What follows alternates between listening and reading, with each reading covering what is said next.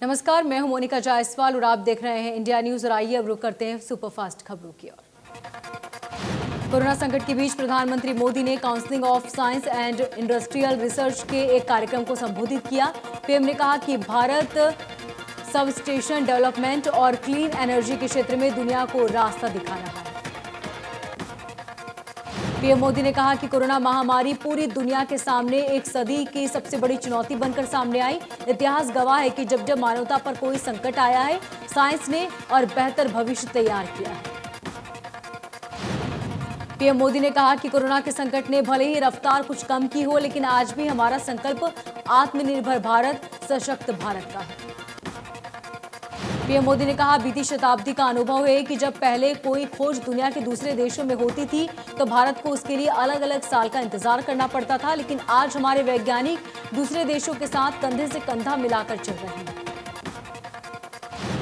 देश में कोरोना मामलों में लगातार गिरावट दर्ज की जा रही है। 24 घंटे में 1,31,000 से ज्यादा नए केस सामने आए। 2,705 मरीजों की मौत हुई। दूसरी लहर के बीच अब देश में एक्टिव केसों की संख्या 17 लाख से ज्यादा।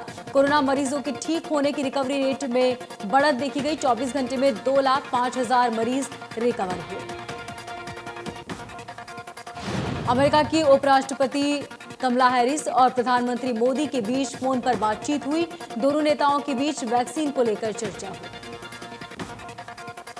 कमला हैरिस ने प्रधानमंत्री से वैक्सीन सप्लाई का वादा किया। पीएम ने ट्वीट कर बताया कि वैक्सीन को लेकर भारत अमेरिका के बीच चल रहे सहयोग को लेकर भी बातचीत हुई।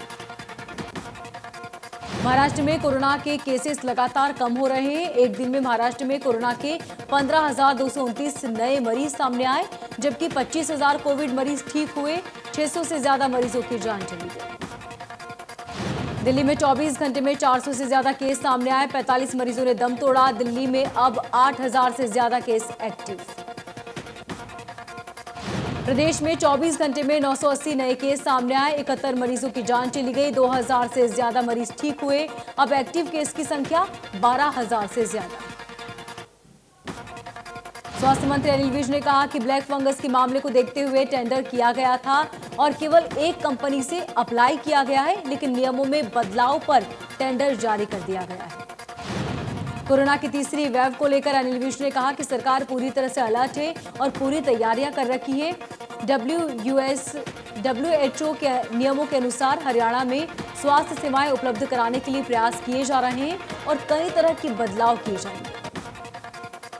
अंबाला में बनाए जा रहे रिंग रोड को लेकर अनिल विज ने कहा कि जितने भी हाईवे आसपास से जा रहे हैं, रिंग रोड बनने के बाद सभी आपस में जुड़ जाएंगे। इस रिंग रोड से 50% खर्च सरकार को देना होगा। पंचकुला पहुंचे कृषि मंत्री जेपी दलाल ने कहा कि मार्केटिंग बोर्ड द्वारा प्रदेश में कई स्थानों पर किसानों के लिए बहुत ही शानदार एग्रो मॉल का निर्माण किया गया है, ताकि इसमें किसानों को लाभ मिलने के साथ साथ बोर्ड के राजस्व में भी वृद्धि हो सके। जेपी दलाल सेक्टर 20 स्थित एग्रो मॉल का दौरा कर आवश्यक जानकारी ले रहे थे। उन्होंने कहा कि एग्रो मॉल के माध्यम से किसानों को अपने उत्पादन बेचने के लिए दुकान प्रदान की गई। उन्होंने अधिकारियों को निर्देश दिए कि एग्रो मॉल को पूर्ण रूप से आबाद करने के लिए बेहतर पॉलिसी बनाई जाए, किसानों को इसका भरपूर लाभ मिल सके। फरीदाबाद में कोरोना के बीच बच्चों में मल्टी ऑर्गन इन्फ्लेमेटरी सिस्टम की बीमारी देखने को मिल रही है। इस बीमारी से करीब 25 मामले सामने आए हैं। सभी बच्चों का इलाज चल रहा है। देश में वैक्सीनेशन की धीमी रफ्तार से खफा कांग्रेसी एकजुट होकर कुरुक्षेत्र के लघु सचिवालय पहुंचे और कांग्रेस नेता अशोक अरोड़ा की अगुवाई में राष्ट्रपति को ज्ञापन सौंपा। अशोक अरोड़ा ने कहा कि महज 3.75% लोगों को ही वैक्सीन की सेकेंड डोज लगी है। ऐसे में 140 करोड़ लोगों को कब तक वैक्सीन लगेगी, इससे बचाव संभव हो पाएगा या नहीं, ये बड़े सवाल हैं। कांग्रेस प्रदेश अध्यक्ष कुमारी शैलजा के निर्देश पर पूर्व उप मुख्यमंत्री चंद्रमोहन और कांग्रेस नेता प्रदीप चौधरी की अगुवाई में कोविड प्रोटोकॉल का पालन करते हुए कार्यकर्ताओं ने पंचकुला में राष्ट्रपति के नाम उपायुक्त को ज्ञापन दिया। कार्यकर्ताओं की मांग है कि केंद्र सरकार को सभी नागरिकों का टीकाकरण सुनिश्चित करने के लिए नई टीकाकरण नीति लानी चाहिए और पूरे देश में सभी के लिए टीकाकरण मुफ्त होना चाहिए।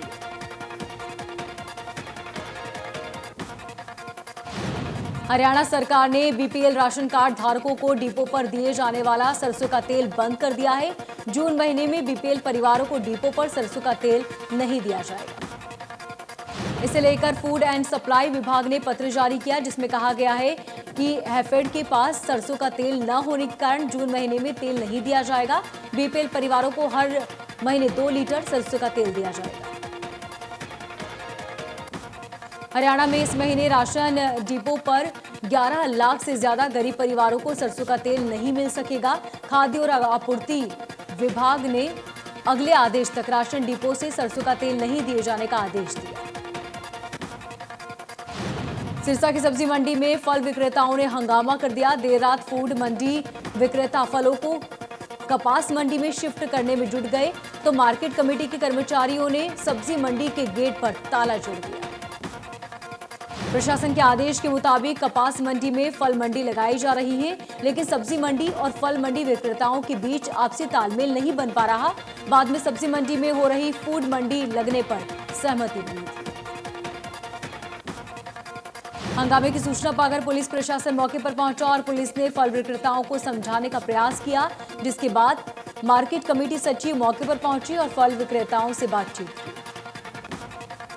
काफी देर तक दोनों साइड से तर्क वितर्क होता रहा।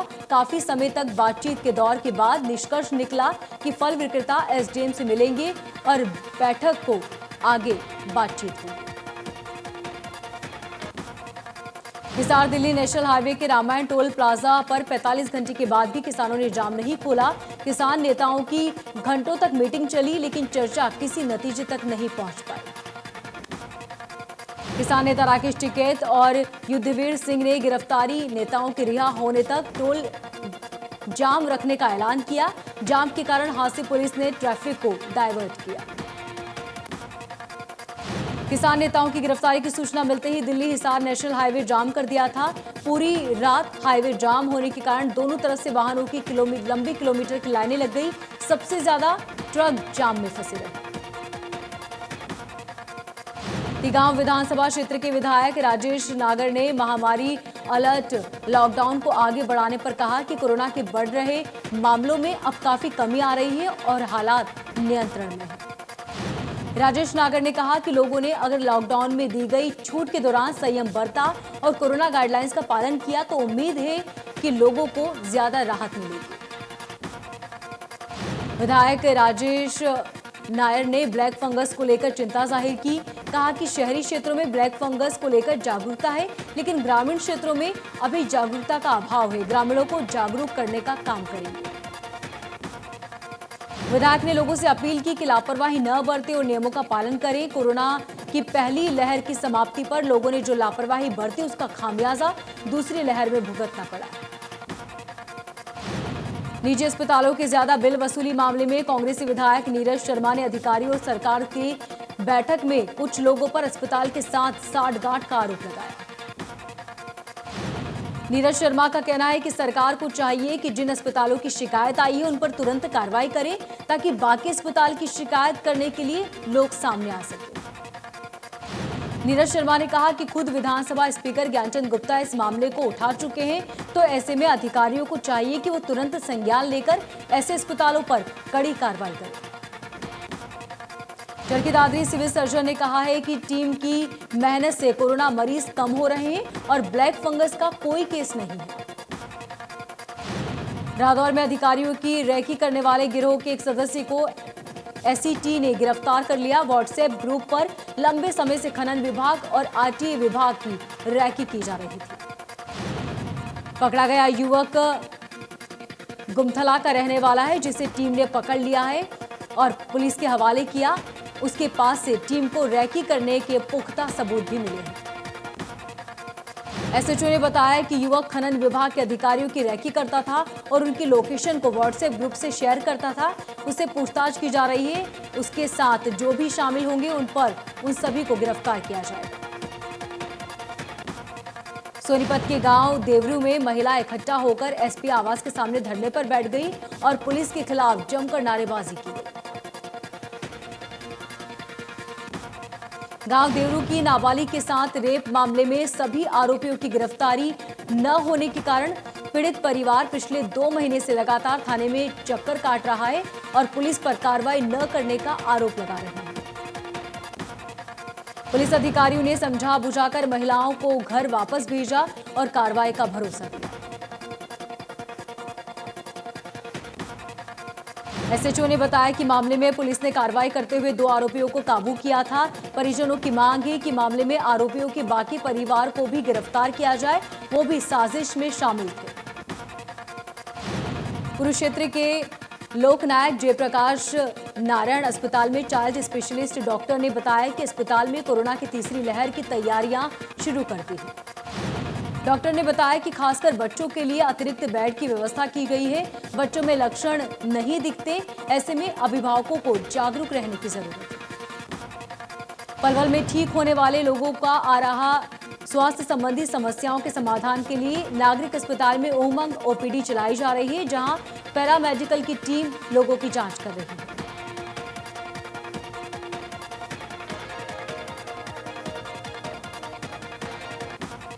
सिविल सर्जन ने बताया कि जिले में लगभग 10,000 के करीब लोग कोविड पॉजिटिव हो चुके हैं। ऐसे मरीजों की रिपोर्ट नेगेटिव आने के बाद उन्हें कई तरह की समस्याएं आ रही हैं। भिवानी में प्रशासन की अनूठी पहल देखने को मिली। टेस्टिंग और वैक्सीनेशन से वंचित लोगों के लिए एक साथ शिविर लगाया गया। शिविर में वृद्ध दिव्यांगों को लाने के लिए प्रशासन ने वाहन भेजे। नगर परिषद प्रधान और पार्षदों ने लोगों से कैंप में आने की अपील की। कैंप में बड़ी तादाद में लोग पहुंचे, जांच करवाई और प्रशासन की मुहिम की तारीफ की। रेवाड़ी की सीएसडी कैंटीन के बाहर लोग नियमों की धज्जियां उड़ाते दिखे। सामान खरीदने के लिए करीब आधा किलोमीटर लंबी लाइनें लगी और लोग बिना सोशल डिस्टेंसिंग के खड़े नजर आए। पूर्व सैनिकों का कहना है कि टोकन सिस्टम बनाया गया ताकि लोग मैसेज मिलने के बाद आए, लेकिन समय पर जब मैसेज नहीं मिलता तो वो सुबह से ही आ जाते हैं। व्यवस्थाओं को दुरुस्त करने की जरूरत है। कोरोना वैक्सीन को लेकर कांग्रेस सरकार पर हमलावर है। कोरोना की तीसरी लहर की संभावना को देखते हुए विधायक आफ्ताब अहमद ने सिटी मजिस्ट्रेट को राष्ट्रपति के नाम ज्ञापन दिया। आफ्ताब अहमद ने बताया कि तीसरी लहर से लोगों को बचने के लिए रोजाना 1 करोड़ लोगों का टीका लगना चाहिए, लेकिन रफ्तार बेहद धीमी है। इस रफ्तार से कम 1-1.5 साल में लोगों का टीकाकरण हो पाएगा। हिसार में जेल वार्डन की हत्या करवाने को लेकर सिरसा और जिला पार्षद की हत्या कराने वाले आरोपी को झज्जर पुलिस ने गिरफ्तार कर लिया। पूछताछ के दौरान आरोपी ने वारदात का खुलासा किया। पुलिस के मुताबिक गुप्त सूचना के आधार पर पुलिस ने आरोपी को काबू कर लिया और जब उसकी तलाशी ली गई तो उसके कब्जे से 3 अवैध हथियार बरामद हुए। कुरुक्षेत्र में रफ्तार का कहर देखने को मिला। शाहाबाद के गांव धनतोड़ी के पास हुए सड़क हादसे में 2 युवकों की मौत हो गई। तीसरे युवक की हालत गंभीर है। कार सवार तीनों युवक अंबाला से कुरुक्षेत्र की तरफ जा रहे थे। रास्ते में खड़े कंटेनर से उनकी कार टकरा गई और कैंटर के नीचे जा घुसी। करनाल के न्यू हाउसिंग बोर्ड कॉलोनी के मकान में 40 वर्षीय महिला ने संदिग्ध हालत में फांसी लगाकर आत्महत्या कर ली। पुलिस मामले की जांच में जुटी। कैथल के पुराना अस्पताल में स्वास्थ्य विभाग के आउटसोर्स कर्मचारी धरने पर बैठे। उन्होंने बताया कि कर्मचारी निरंतर अपनी सेवाएं दे रहे हैं, लेकिन किसी भी कर्मचारी की हाजिरी नहीं लगाई जा रही। उन्होंने बताया कि उनकी मांग को लेकर सिविल सर्जन कार्यालय पर धरना प्रदर्शन किया गया, लेकिन एसडीएम और सीएमओ के भरोसे पर धरना प्रदर्शन इसके बावजूद भी हाजिरी नहीं लगाई गई। पलवल के गांव गहलब में 22 वर्षीय युवक की गोलियों से भूनकर हत्या कर दी गई। बताया गया कि युवक की हत्या गांव अल्लीका के पूर्व सरपंच की शह पर हुई। बहिन थाना पुलिस ने मृतक युवक के भाई की शिकायत पर 8 नामजद और 10 से 12 अन्य आरोपियों के खिलाफ मामला दर्ज कर लिया। फिलहाल सभी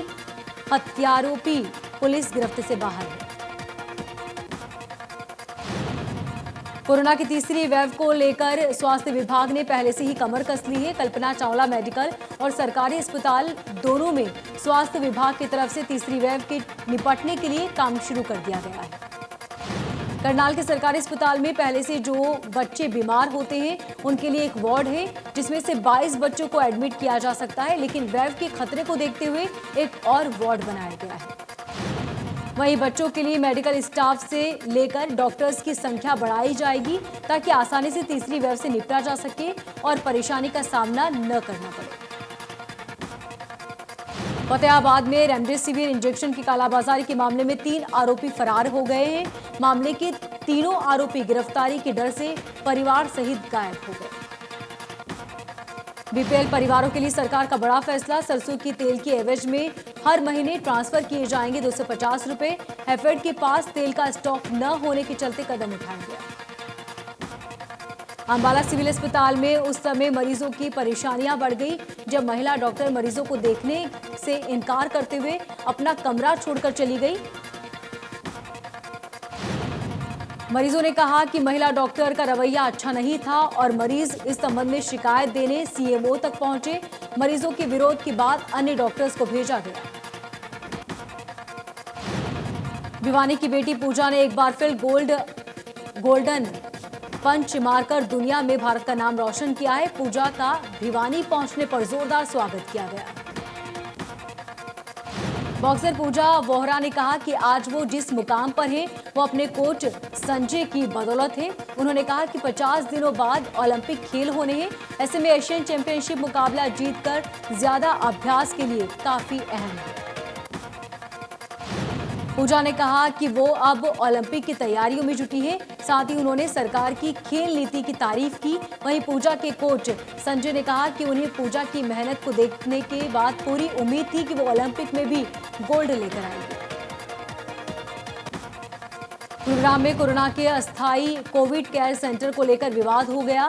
सेक्टर 62 में हेमकुंड फाउंडेशन ने अस्थायी कोविड सेंटर बनाया हुआ था। फाउंडेशन ने आरोप लगाया कि टेंट मालिक ने सेंटर में तोड़फोड़ की। टेंट मालिक को सफाई स्टेशन के लिए जमीन और टेंट फ्री दिया गया था। सेंटर में कोई मरीज नहीं था, इसलिए टेंट हटाया गया।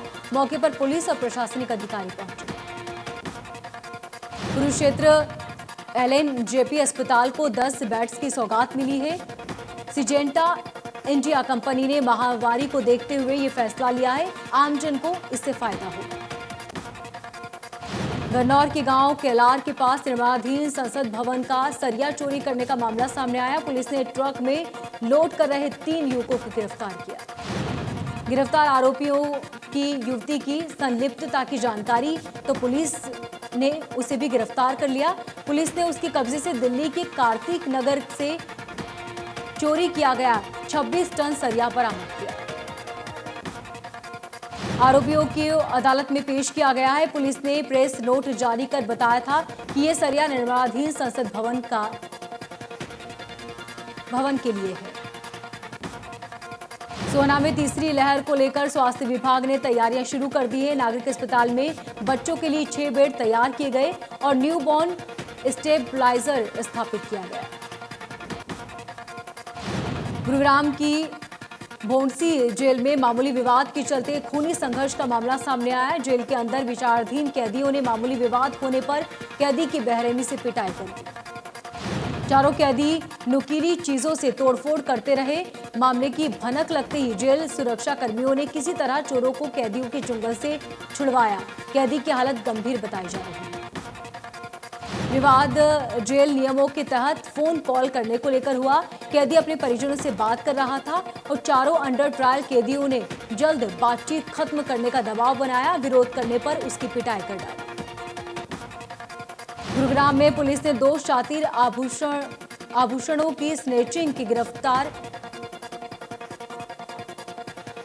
स्नेचर्स को गिरफ्तार कर वारदात का खुलासा किया। कुछ दिन पहले ही शिवनगर इलाके से 4.5 लाख की कीमत के सोने के आभूषण स्नेचिंग करने का मामला सामने आया। पुलिस ने आसपास के दर्जनों सीसीटीवी कैमरे के आधार पर धनकोट के रहने वाले 2 युवकों को गिरफ्तार कर मामले का खुलासा किया। आरोपियों से पूछताछ और वारदातों के खुलासे होने की उम्मीद है। आरोपी नशा करने का आदी है और शिवनगर की आभूषण की शॉप में रेकी किया करता था। जैसे ही उसे मौका मिला, उसने शॉप से घर जा रही महिला के हाथ से 9 तोले सोने के आभूषण छीनकर फरार हो गए। खेल मंत्री किरण रिजिजू ने भारत की ओलंपिक ड्रेस का अनावरण किया है। इस दौरान केंद्रीय मंत्री ने कहा कि प्रधानमंत्री मोदी ने आगामी टोक्यो ओलंपिक के लिए एथलीटों की तैयारियों को लेकर समीक्षा बैठक की। पीएम ने सभी से एथलीटों के लिए जयकार करने की अपील की है। खेल मंत्री किरण रिजिजू ने शनिवार को कहा कि प्रधानमंत्री मोदी ने टोक्यो ओलंपिक के लिए जाने वाले भारत के खिलाड़ियों के साथ साथ जूनियर खिलाड़ियों को भी पूरा समर्थन देने का निर्देश दिया। प्रधानमंत्री मोदी ने अधिकारियों को निर्देश दिया कि टोक्यो ओलंपिक के लिए यात्रा करने वाले प्रत्येक योग्य संभावित एथलीट सहयोगी टास्क और अधिकारियों को जल्द से जल्द टीका लगाया जाना चाहिए। 2 दिन के बाद फिर से तेल की कंपनियों में बढ़ोतरी दर्ज की गई। सरकारी तेल कंपनियों की जारी कीमतों से पेट्रोल 27 पैसे प्रति लीटर तो डीजल 28 पैसे प्रति लीटर महंगा हो गया। इस बढ़ोतरी के साथ ही दिल्ली में पेट्रोल 94 रुपए और 76 पैसे प्रति लीटर हुआ, तो वहीं डीजल 85 रुपए 86 पैसे प्रति लीटर तक पहुंचा है, जबकि मुंबई में पेट्रोल 100 के पार पहुंच चुका है। प्राइवेट पॉलिसी पर विवाद थमने का नाम नहीं ले रहा। केंद्र सरकार ने दिल्ली हाई कोर्ट में हलफनामा देकर कहा है कि व्हाट्सएप चालाकी से प्राइवेसी पॉलिसी एक्सपेक्ट करवा रहा है, इस पर रोक लगी।